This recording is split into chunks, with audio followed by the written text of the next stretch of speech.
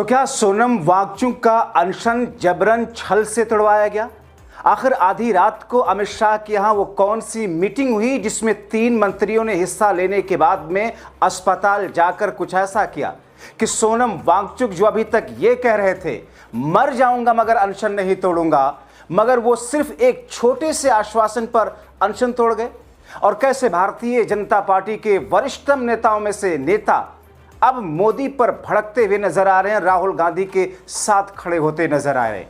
विस्तार से दोस्तों आपको सब कुछ बताते हैं, अगले चंद मिनट मेरे साथ में जरूर रहें, क्योंकि एक तरफ जहां पर दोपहर में 12:30 बजे का वक्त अभिजीत दीपिके की टीम के साथ सरकार के डेलीगेशन की बातचीत जंतर मंतर या कॉन्स्टिट्यूशनल क्लब में रखी गई, तो दूसरी तरफ आधी रात प्रधानमंत्री नरेंद्र मोदी के वीडियो के बाद में जिस तरीके से सोनम वांगचुक का अनशन अस्पताल में जाकर मंत्रियों ने तोड़वाया, उस पर अब बवाल खड़ा हो गया है दोस्तों। क्योंकि जो सोनम वांगचुक ये कह रहे थे किसी कीमत पर अनशन खत्म नहीं करूंगा, अनशन खत्म करूंगा उसी शर्त पर जब सरकार ये वादा करे कि वो धर्मेंद्र प्रधान के इस्तीफे को कंसीडर कर रही है, अपनी जीवन लीला समाप्त कर चुके छात्रों के परिवारों को 1-1 करोड़ रुपयों का मुआवजा और मदद दे, और तीसरा छात्रों पर लाठीचार्ज पर माफी मांगे सरकार और उन अधिकारियों के खिलाफ में कार्रवाई की जाए, चौथा शिक्षा व्यवस्था को इस तरीके से किया जाए कि आगे दोबारा से चोर दरवाजे ना हो जिसमें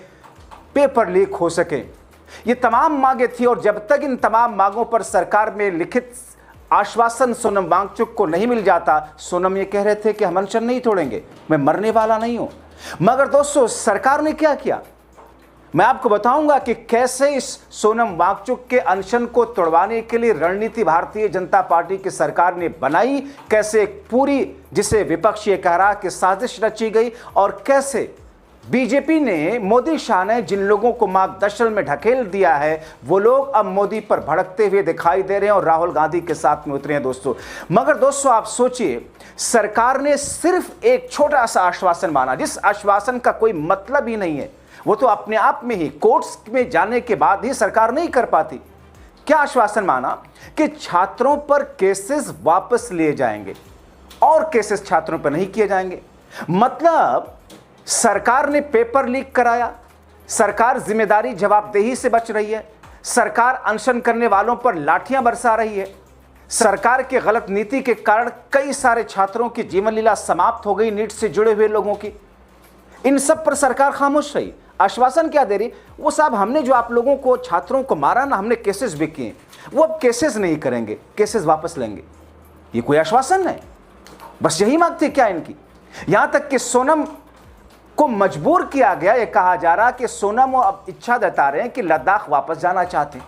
मतलब वो सोनम जो अपनी जिंदगी जीवन को इस आंदोलन के जरिए ताकि एक निर्णायक मोड़ पर पहुंचे वो लगा रहे थे, 26 दिन तक वो भूखे प्यासे थे, मगर अब उनकी अचानक इच्छा हो गई नीतीश कुमार की तरह कि साहब अब मैं राज्यसभा का सांसद बनना चाहता हूं, मैं मुख्यमंत्री नहीं रहना चाहता हूं।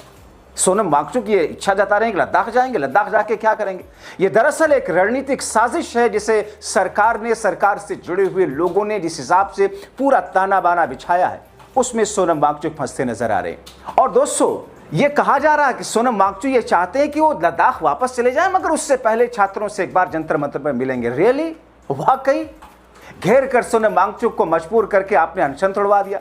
मगर छात्र आंदोलन तो चलेगा जब तक धर्मेंद्र प्रधान का इस्तीफा नहीं होगा। ये मैं नहीं कह रहा हूं, ये अभिजीत दीपिके की टीम ने कह दिया, क्योंकि आंदोलन किसी सोनम किसी अभिजीत का नहीं रहा, देश के युवाओं का यह आंदोलन है दोस्तों।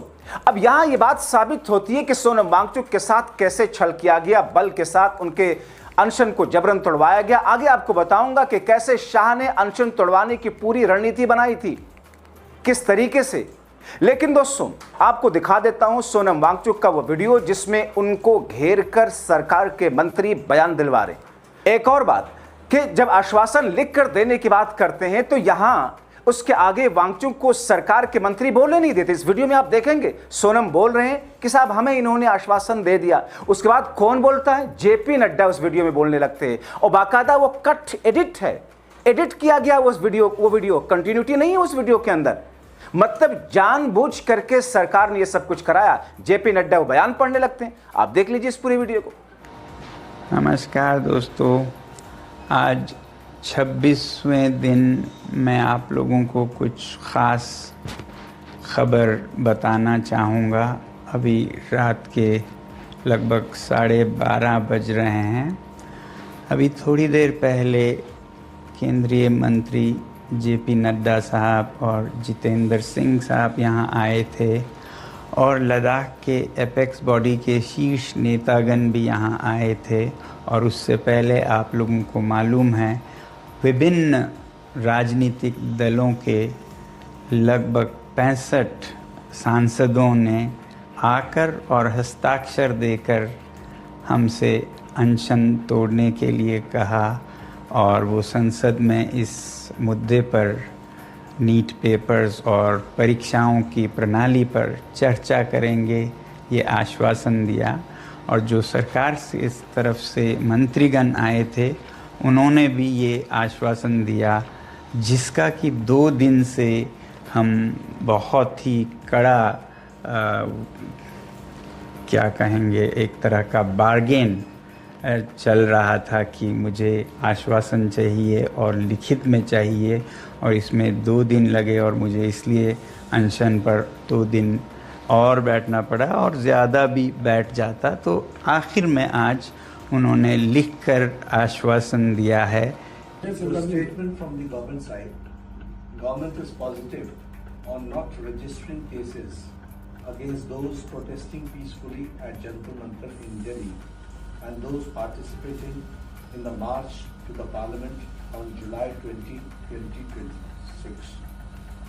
The government has already assured threadbare discussions to find solutions to paper leaks and educational reforms for exams in the parliament.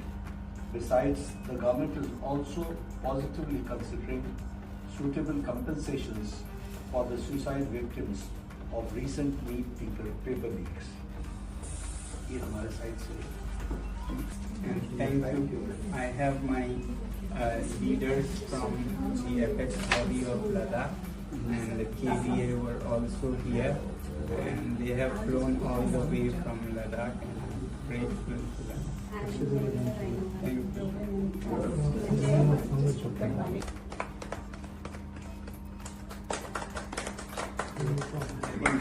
They will be visible one by one. Thank you, sir. Thank you.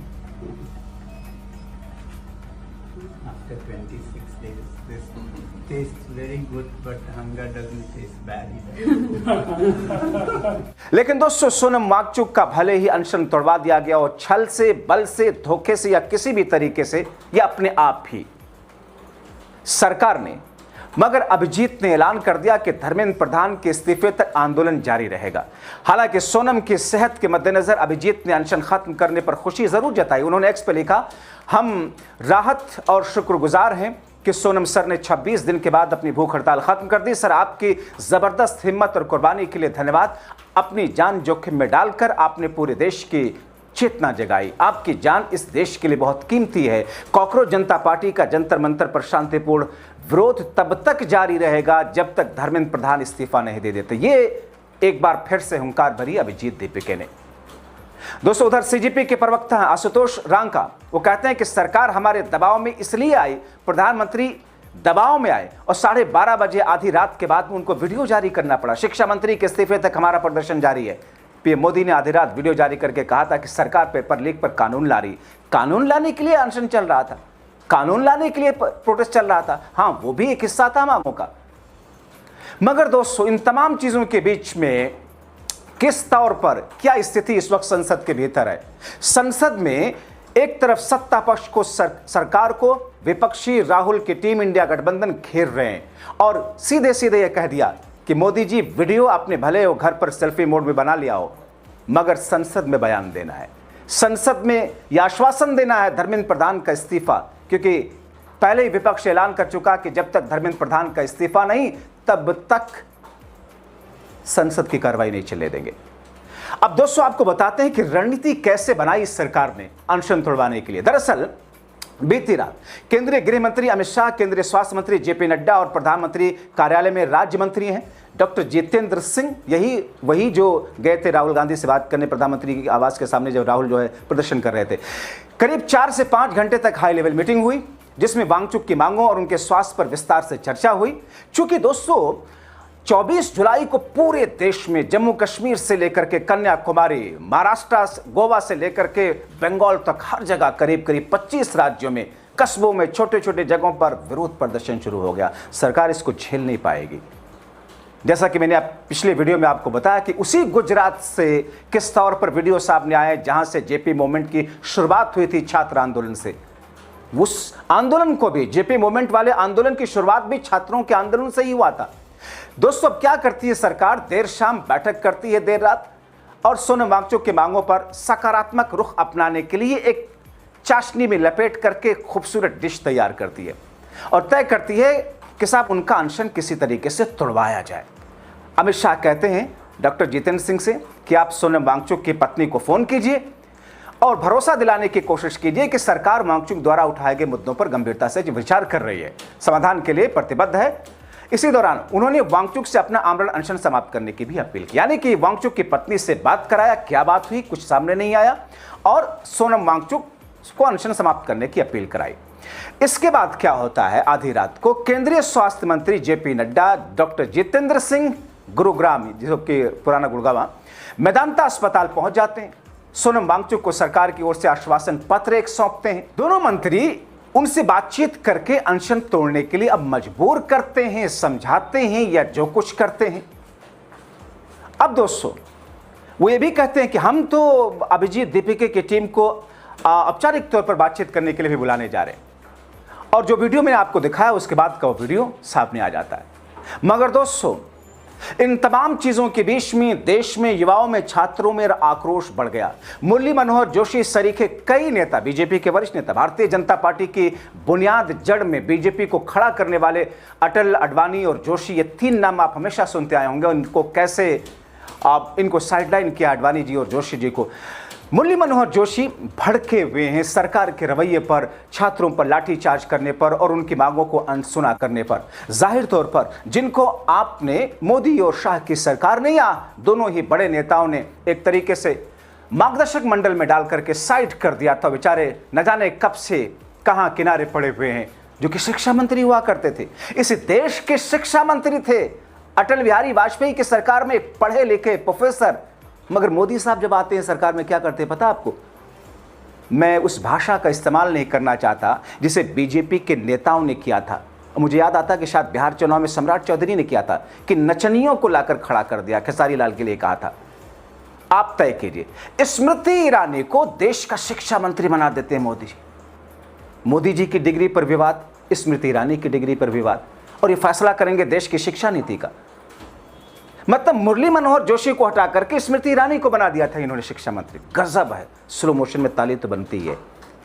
अब दोस्तों मुरली मनोहर जोशी ने सवाल उठाए, लेकिन इस बीच में राहुल गांधी ने जिस तौर पर दबाव डाला इंडिया गठबंधन के साथ में, क्योंकि दोस्तों छात्रों के आंदोलन को अगर अलग अलग राज्यों में, शहरों में कोई बैकबोन ना मिले तो छात्रों को एक झटके में वहां की पुलिस, आप जानते हैं कि विधायक चलाता है थाने, विधायक चलाते हैं वहां के सारे प्रशासनिक व्यवस्था, सांसद। इस वक्त करीब करीब सभी राज्यों में हर जगह बीजेपी के लोग हैं। इसीलिए कांग्रेस पार्टी के नेताओं कार्यकर्ताओं के साथ में, या कांग्रेस पार्टी के नेता कार्यकर्ता छात्रों के साथ में अलग अलग राज्यों में सड़कों पर है, ताकि सरकार, पुलिस डरे कुछ ऐसा करते हुए जैसा दिल्ली में किया था। दोस्तों इस बीच में राहुल गांधी ने इतना तो एक झुकाने में कामयाबी हासिल कर लिया कि मोदी कैबिनेट को एक फैसला लेना पड़ रहा कि पेपर लीक और नकल के खिलाफ मौजूदा कानून को और सख्त करने पर सरकार मानी है, झुकी है। मेरे सूत्र बताते हैं कि सार्वजनिक परीक्षा यानी कि अनुचित साधनों की रोकथाम अधिनियम 2024 में कई संशोधन किए जाएंगे। मतलब पेपर लीक और नकल से जुड़े हुए।